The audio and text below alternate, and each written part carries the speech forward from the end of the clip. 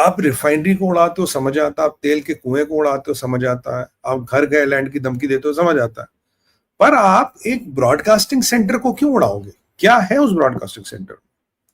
ऐसा क्या है जिसके कारण ब्रॉडकास्टिंग सेंटर को इजराइल उड़ाना चाहता है? What is in that broadcasting centre? This is a very important and a very valid proposition to talk.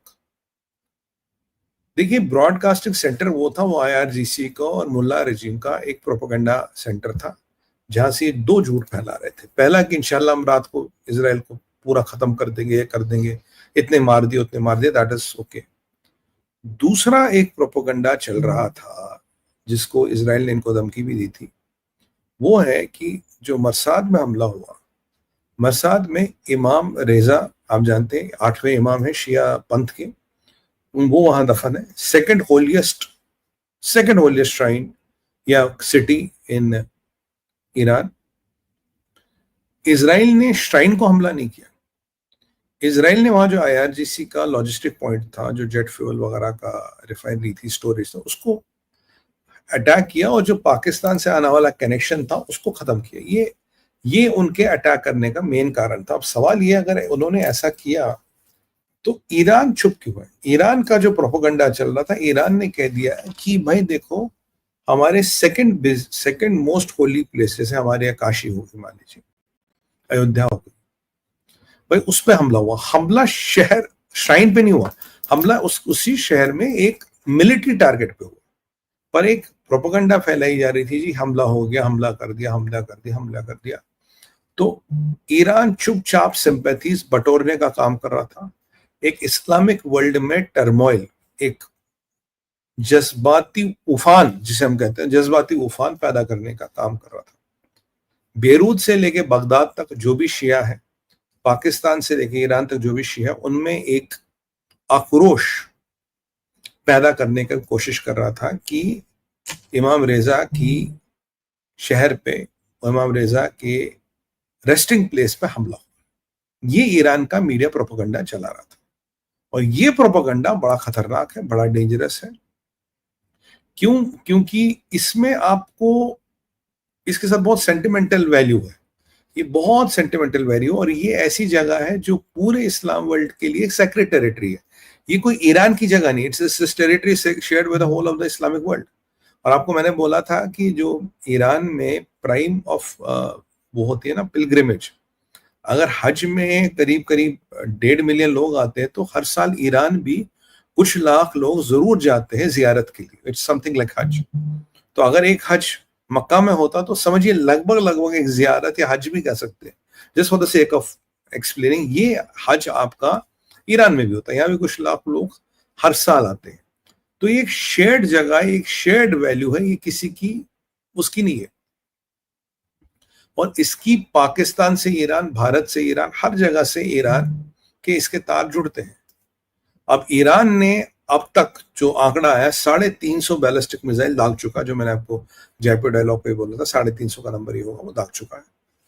अब इस जगह को छेड़ के इजराइल हमेशा जानता था इसका एक बैकलैश आ सकता है, इसका एक बैकलैश आ सकता है. पर सवाल ये है, अगर आप जानते हैं कि इसका बैकलैश आएगा, तो आपने इस जगह को छेड़ा क्यों?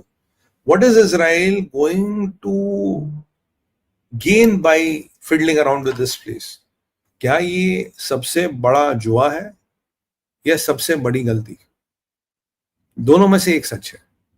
जो मैंने अध्ययन किया, what is Israel going to gain out of this, सबसे पहले इजराइल जो चाहता है, वो चाहता है कि कोई भी जो ईरान फंडेड मलेशिया, उसका समापन हो, उसको डेंड करे.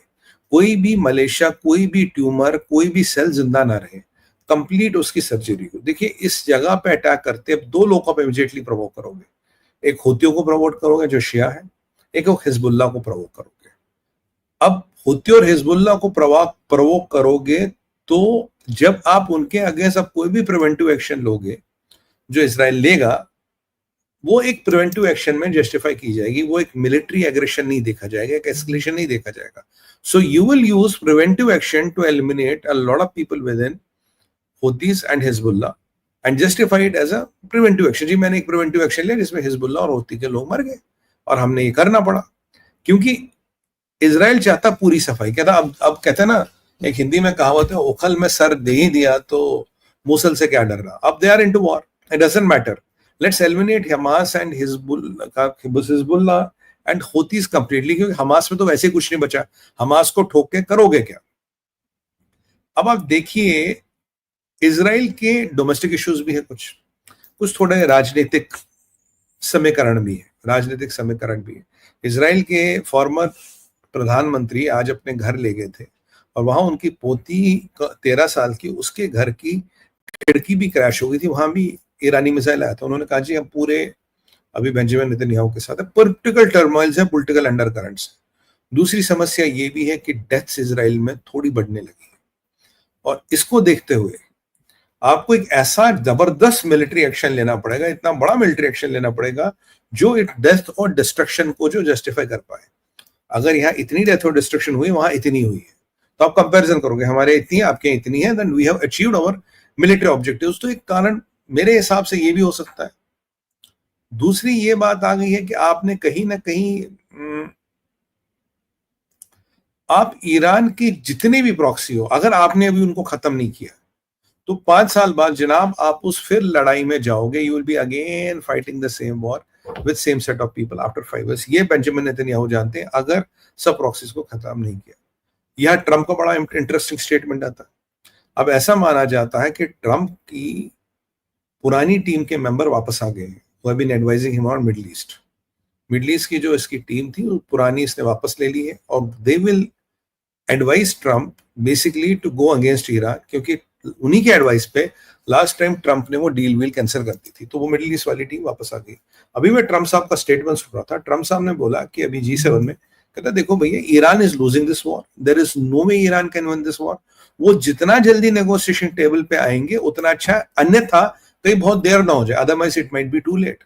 और यहाँ अगराची का स्टेटमेंट में सुन रहा था, अगराची कह रहा है कि बस भाई हमारे लिए कोई बड़ी बात हो नहीं, मैं ऐसे फोन उठाऊंगा, वॉशिंगटन डीसी एक फोन लगाऊंगा और बेंजामिन नेतन्याहू को शांत करूंगा। अब आप सुनिए, why is Araghchi now saying I will call up Washington and शांत करूंगा बेंजामिन नेतन्याहू को। ये कल तक तो अमेरिकन के बेसिस पे हमला करने को और अमेरिका का खून बहाने की बातें कर रहे थे, आज ये अगराची दूसरे सुर क्यों बोल रहे हैं। अगराची को पता है, बड़ा कमीना है वो, उसको पता है कि अगर हूती और हिजबुल्लाह प्रवोक हुए, इजराइल आपकी बार पूरी सफाई करेगा और कोई दुनिया में मुंह नहीं खोलेगा, everybody will keep their bloody mouth shut, वो जानता है।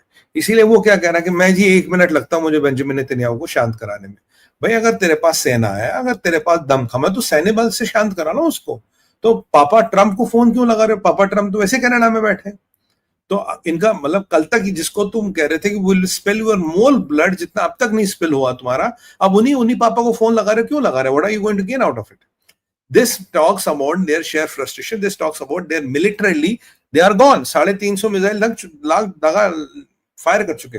अभी भी मिसाइल अलर्ट, अभी जस्ट कुछ देर पहले मिसाइल अलर्ट था इजराइल के कुछ क्षेत्रों में, पर मेरे हिसाब से इनके पास 5-7 दिन से ज्यादा का फायर पावर नहीं है।